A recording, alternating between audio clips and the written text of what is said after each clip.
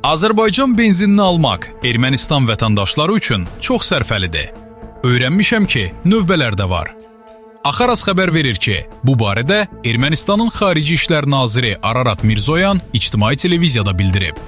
Sülh yaranıb, əməkdaşlıq cəhdləri var, amma bu o demək deyil ki, biz lazımi yolu başa vurmuşuq, nazir deyib. Ararat Mirzoyan əlavə edib ki, Ermənistan Azərbaycanla birbaşa ticarətin qurulmasını müzakirə edir. İnanıram ki, biz sülhün isutlaşdırılması istiqamətində və təcrübəyə əsaslanan əməkdaşlıqda nə qədər irəliləsək, cəmiyyətimizdə mövcud olan psixoloji çətinlikləri bir qədər kənara qoysaq, belə ssenarilər bir o qədər reallaşacaq. Qeyd edək ki, Azərbaycan 1220 ton AI-95 benzinini Gürcüstan-Ermənistan dəmir yolu vasitəsilə Ermənistana çatdırıb.